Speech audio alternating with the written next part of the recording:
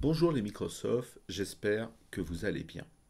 Alors aujourd'hui, c'est une vidéo très particulière que je publie à l'occasion d'un article que j'ai lu très récemment dans Philo News sur probablement celui qui est le plus grand philosophe français de tous les temps. Je veux parler d'Alain Badiou.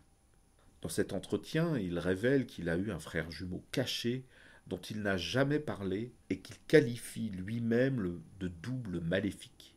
En effet, Alain Badiou et son frère ont eu des positions philosophiques très différentes. On peut même dire opposées. Bonjour Alain Badiou et merci d'avoir accepté de répondre à nos questions. Bonjour, cher Microsoft. C'est moi qui vous remercie de m'accorder cet entretien et je suis très fier de ma présence sur Pure, il faut le dire, la meilleure chaîne de philosophie de YouTube.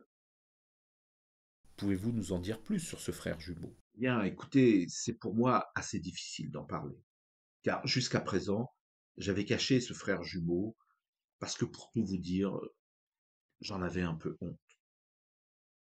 En deux mots, alors que moi je faisais des études brillantes à l'école normale supérieure, lui n'arrive même pas à passer son certificat d'études. Et pourtant, je dois l'avouer, c'est lui qui a écrit la plupart de mes livres. Comment ça, Alain Badiou, vous voulez dire que la plupart de vos livres ont été écrits par votre frère qui n'avait pas le certificat d'études? En effet, c'est la vérité. Vous comprenez que j'ai eu du mal à faire cette révélation. Mais comment cela est-il arrivé? Comment ce frère jumeau que vous qualifiez vous-même de maléfique a-t-il pu prendre votre place sur la scène intellectuelle française et internationale? Eh bien, c'est arrivé au milieu des années 70. Je me suis converti au christianisme à travers la lecture de saint Paul, à qui j'ai consacré un ouvrage quelques années plus tard.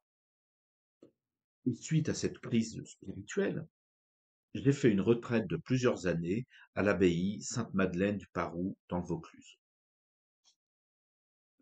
Ce sont, je dois l'avouer, probablement les plus belles années de ma vie. Mais mon frère a profité de mon absence pour me remplacer en profitant de notre ressemblance quasiment parfaite. Il m'a fait porter des pulls ridicules et tenir des propos complètement hallucinants sur le régime des Khmers rouges ou sur les révolutions staliniennes et maoïstes, qui malheureusement, ou peut-être heureusement, m'ont accordé une renommée tout à fait considérable. Isolé dans ma cellule de l'abbaye Sainte-Madeleine du Barou, je n'avais aucune information sur les actions de mon frère. Je passais mes journées à prier, à lire les saintes écritures et à méditer sur saint Paul. J'étais très très éloigné de toute cette agitation germano-pratique.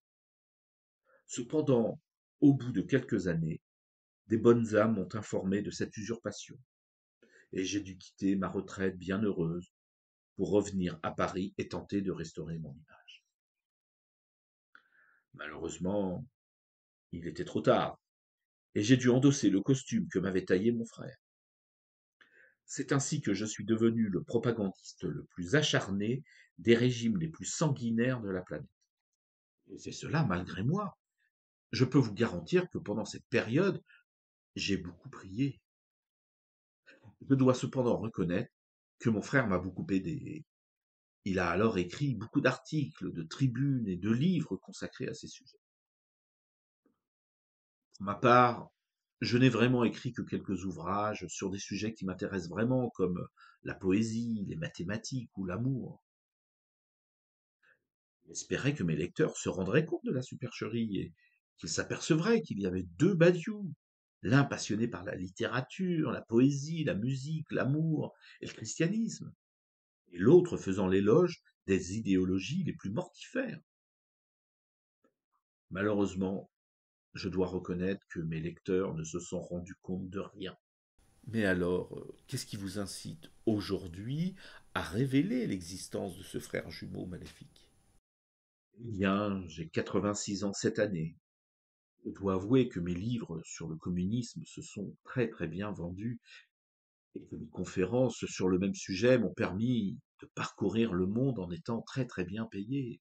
J'ai donc longtemps hésité à reconnaître qu'il n'était pas de moi.